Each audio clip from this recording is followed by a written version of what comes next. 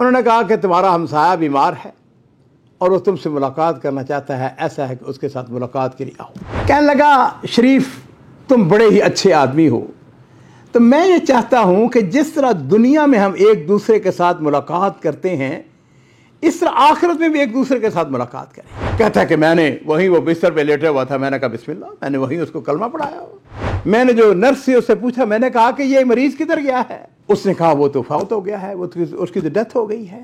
میں گھر گیا، میں نے جا کے اس کو کھولا اور اس کے اندر واقعی وہ ساری اس کی جو جائیداد تھی، نقد پیسہ تھا، اس کے پاس کچھ 2 فلیٹ تھے، ایک پیرس کے اندر تھا، ایک پیرس کے باہر تھا، اس کے علاوہ اس نے کچھ شیئر خریدے ہوئے تھے۔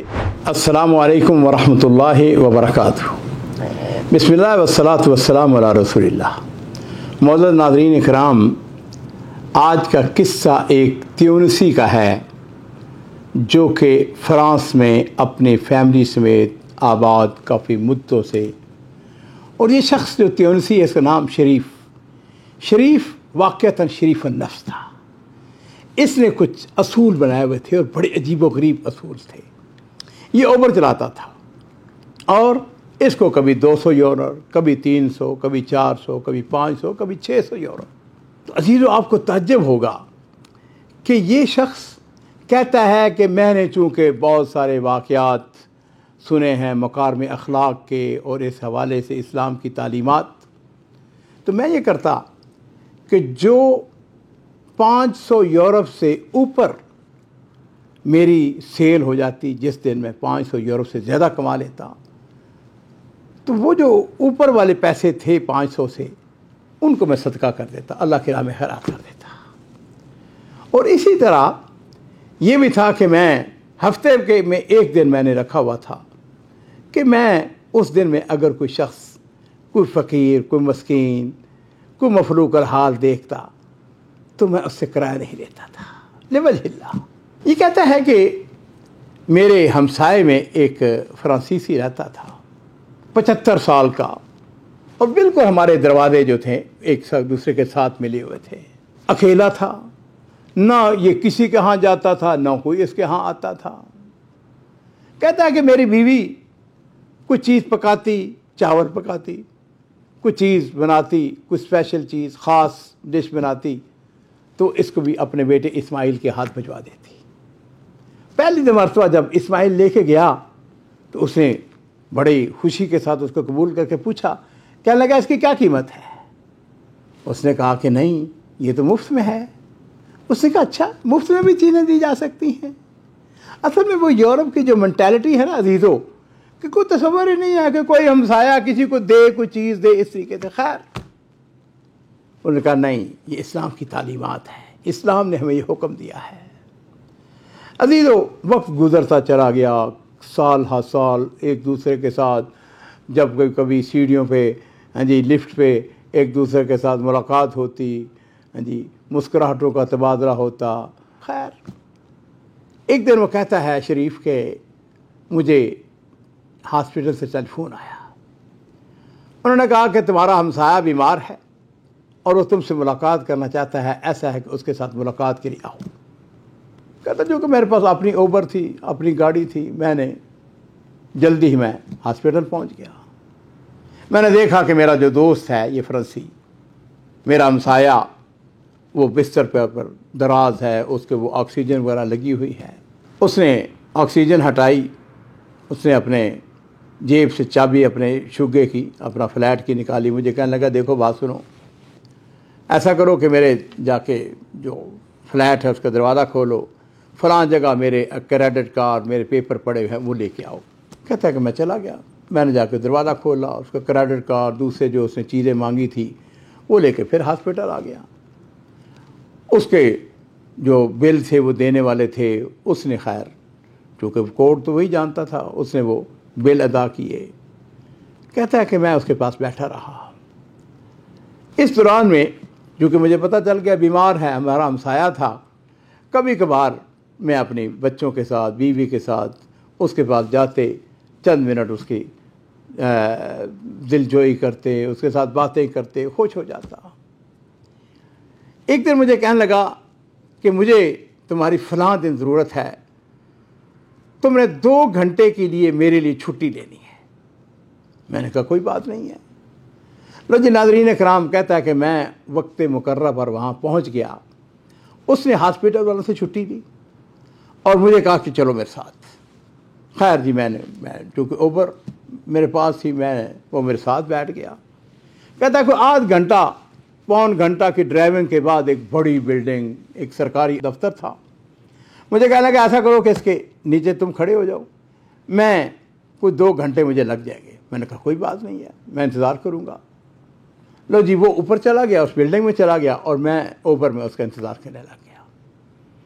2 گھنٹے کے بعد جب وہ آیا تو اس کے ہاتھ میں ایک لفافہ تھا۔ اس نے مجھے وہ لفافہ پیش کرتے ہوئے کہا کہ شریف، اس لفافے کو تم نے اس وقت کھولنا ہے جب میں اس دنیا سے رخصت ہو جاؤں، جب میں فوت ہو جاؤں۔ کہتا ہے میں نے اسے کہا نہیں ابھی تمہیں یعنی لمبی زندگی تم نے زندہ رہنا ہے وغیرہ وغیرہ۔ کرنے کا نہیں، بہرحال تم نے میری نصیحت کے اوپر عمل کرنا ہے۔ کہتا ہے میں نے اس کو ہاسپٹل چھوڑ دیا۔ وقت گزرتا چلا گیا، جب مجھے کبھی وقت ملتا میں اس کو جا کے اس کی تیمارداری کرتا، اس کے پاس بیٹھتا، دلجوئی کرتا۔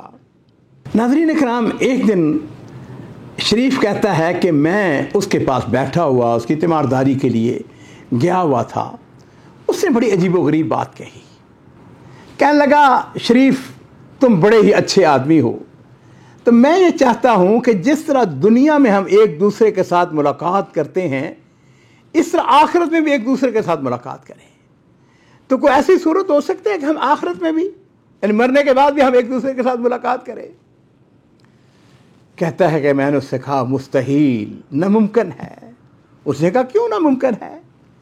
میں نے کہا اس لیے کہ جس دین کے اوپر تم ہو وہ میرا دین نہیں ہے، اور میں الحمدللہ مسلمان ہوں، لہذا تم چونکہ مسلمان نہیں ہو، لہذا دنیا میں تو ایک دوسرے کے ساتھ ہماری ملاقات ہو سکتی ہے اور ہو رہی ہے، لیکن مرنے کے بعد میں نہیں کہہ سکتا، یہ ممکن ہی نہیں ہے۔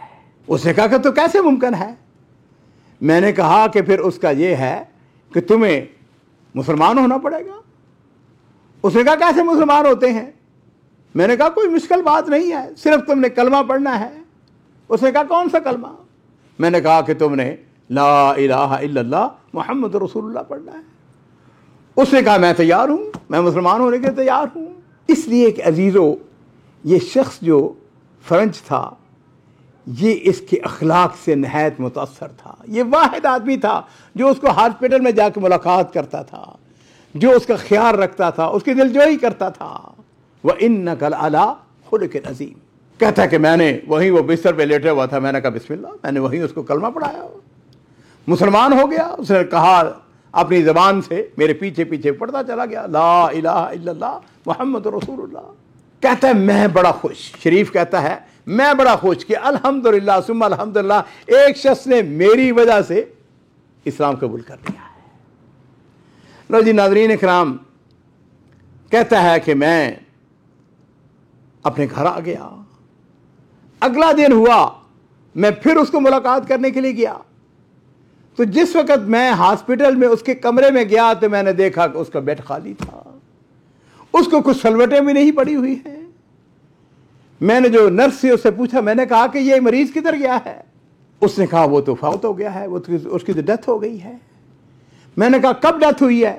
نے کہا آج صبح اس کی ڈیتھ ہوئی ہے اور ہم اس کو ریفریجریٹر کے اندر رکھ دیا ہے۔ کہتا ہے کہ میں نے انا للہ و انا الیہ راجعون پڑھا۔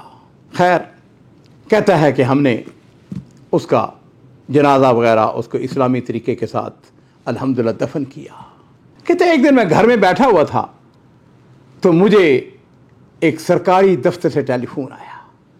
انہوں نے کہا کہ ہم تمہارے ساتھ ملاقات کرنا چاہتے ہیں، تم آؤ۔ کہتا جی میں پہنچ گیا وہاں پر، اور میں نے دیکھا یہ وہی بلڈنگ تھی جس بلڈنگ کے اندر وہ 2 گھنٹے کے لیے گیا ہوا تھا۔ کہتا ہے کہ جب میں دفتر میں داخل ہوا، انہوں نے میری غیر معمولی آؤ بھگت کی، مجھے چائے بسکٹ پیش کیے۔ میں بڑا حیران کہ یہ لوگ جو ہے اس قسم کا، لگتا یہ ہے کہ ان کو میرے ساتھ کوئی مطلب ہے۔ انہوں نے کہا دیکھو بات سنو، فلاں شخص جو تمہارا ہمسایہ تھا وہ فوت ہو گیا اور مرنے سے پہلے اپنی ساری جائیداد تمہارے نام لکھ لیا ہے۔ लेकिन चूंकि तुम उसके रिश्तेदार नहीं हो, तुम असल में ट्यूनिस से हो, तुम्हारा उसके साथ कोई ताल्लुक नहीं है, लिहाजा हमारा जो कानून है उसके मुताबिक 60% रकम गवर्नमेंट को मिलेगी, 40% तुम्हें मिलेगी।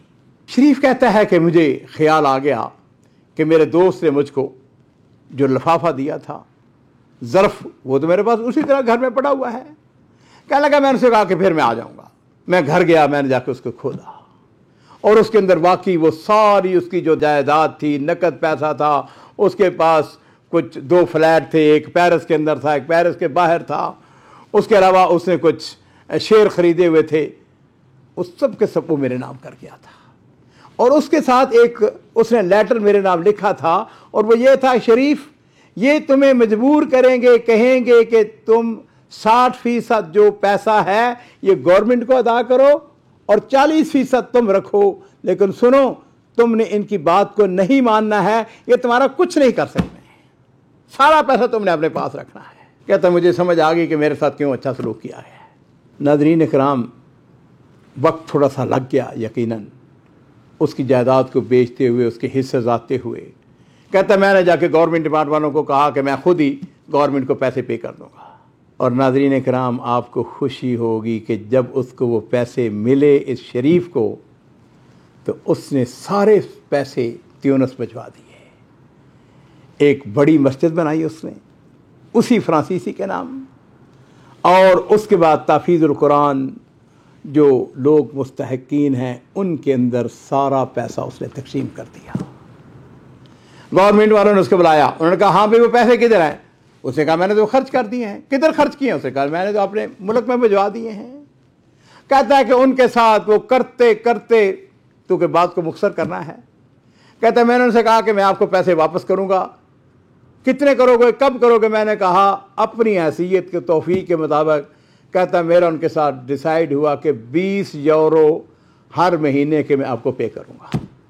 नाज़रीन इकराम, एक वफ़ादार ने वफ़ा को पूरा कर दिया। और आपको जान के खुशी होगी कि मेरी इस शरीफ के साथ मुलाकात हुई है रियाज़ में अंदर।